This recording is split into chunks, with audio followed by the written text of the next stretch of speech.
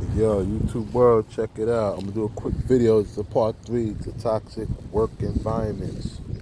Um, this is something myself I've gone through. Personally happened just recently. Got let go from a job myself. Um, and at some point I'll get into more details about it. But you know, this topic right here is basically about you know not just when people talk about snitching, it's not just snitches in the street. It's also work snitches. This one right here is about work snitches. Those work pets. Those co-workers that pretty much they've been on the job for a minute, for a long time, and they're under the wing of whoever the higher up is. I feel like a lot of these jobs, in particular, what I've noticed over the years, most of these jobs in particular, they always have somebody or a couple of people or so that are just like work pets for these managers or these big time uh, people that's in its higher positions, leadership, so-called leadership positions and stuff. And I feel like this stuff is a common thing that occurs in most of these toxic workplaces. Um, I feel like also, especially for black folks, especially particularly us black men, we don't get no fair treatment. And there's always an Agent Smith. If anybody watched the movie The Matrix, there's always an Agent Smith, always watching, always trying to see. And particularly us black men, we be under the microscope a lot in these workplaces, in these work environments. A lot of them is toxic. They don't give us no fair treatment. Even in the place I recently was working in, I was basically just the only black person there. And this goes in to say that basically, and I felt like with myself also, that there was always somebody that was always watching. Now I know I pretty figured there's some people that's involved, but I know in particular there's always that one person. And I feel like a lot of times, when I'm going through a situation like this, I'm pretty sure others have also. It's also due to the hand of always somebody and other people, uh, work bullying, ganging up, particularly on somebody that's a newer worker, particularly especially uh, if you're in a space, a work environment where it's pretty much predominantly white, etc. Everything else except for black. It's always gonna be room to some kind of like somebody's gonna put you under the microscope. There's always gonna be room for like I feel like there's always always a pet that Agent Smith that's always watching a lot of workers, but particularly us as black folks, black men too, we get the worst end of it. And they out there in these workplaces, these work environments. It's sad you can't even go to work without people work bullying and all of this unnecessary stuff in the work environment. A lot of times, these places they purposely do this because they feel like I feel like they purposely do this because they feel you're gonna be a threat, and they always have to have somebody or a few people that's always watching, so that way they could go back, tell the higher ups, the manager, whoever else, and make up all type of stuff and talk all kind of stuff like that. And I think something had to change with this work environment, this whole stuff.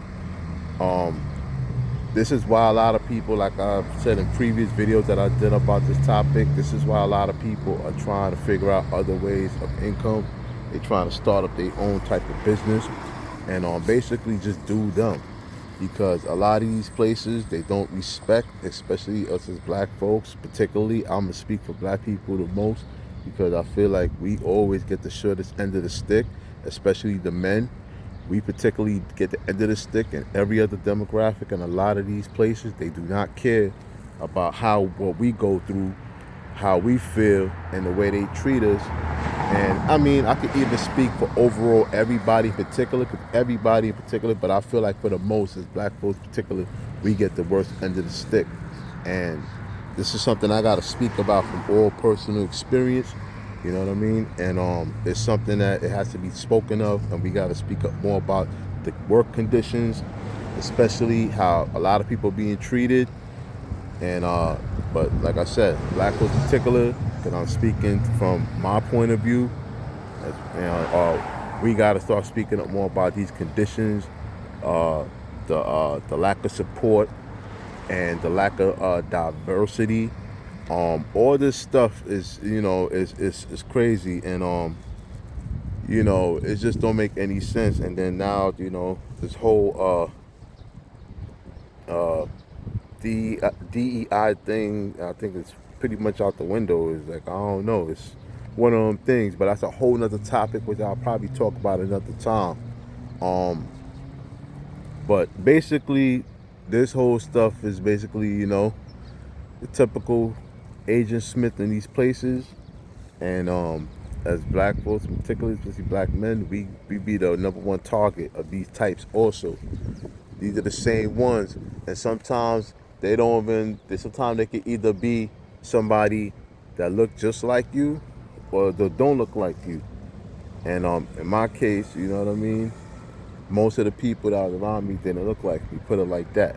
So obviously, I'm gonna always speak about stuff like that, and I'm always feel that for the most part, a lot of these people, you know what I'm saying. But there's always one that's Agent Smith, number one Agent Smith, and there's a lot of them in these workplaces, and just gotta be careful. It's a different time and age with these jobs, and these companies don't be having the best interests of a lot of people, particularly black folks. They don't. Um, I'm gonna always speak this. I mean, they don't have the interest for most employees, period, no matter what the color. But us, particular, we are the number one demographic that they definitely don't got our interest. The days of working for these companies for 10, 20 years and thinking you're gonna stay on like that is over. It's sad to say. A lot of these companies, they do not value what folks bring to the table, and they definitely do not value, particularly black people, what we bring to the table in these companies. Um, you know what I mean? So it is what it is. As far as for me, I gotta work on my own financial stuff. You know what I mean? But definitely, it just goes to show that this job market and all this stuff right here is whack. And at the end of the day, it's always got to be a better way. And I feel like this is my way of not just venting, but also speaking up more of the injustice that goes on in these places. And I'm gonna always keep speaking up about it. I'm gonna keep speaking up about it more and more. I'm gonna also probably do maybe another video on it too. Like I said, when it comes down to like the whole DEI thing and everything else, there's a whole lot of stuff I could talk about this whole job market stuff, which I'm gonna probably break down in a couple other videos. But stay tuned for that one. But definitely let me know about this topic, what you think about it. Let me know about your experiences, if any jobs of any people that was like work snitches. It's like so-called Agent Smiths, as I call them. And and what happened afterwards. Do you get any kind of fair treatment? Um, I feel like a lot of times when there's always somebody that's there that's an Agent Smith, a work, uh, a work snitch. I think a lot of times that's also, to me, it's also like a form of work bullying. And as long as you're doing your job and stuff, there should be no need for none of that. But unfortunately, in a lot of these places, it's always those ones that feel like they have to kiss up to the higher ups and tell every little thing you do, especially when you're a newer worker, and especially when you're a black person. And just anything in general. I mean, people in general could relate. I mean, I don't care who chimes in on this topic. I mean, black, white, green, yellow, just for you chime in. But let me know, let everybody think about this whole topic. It's work snitches.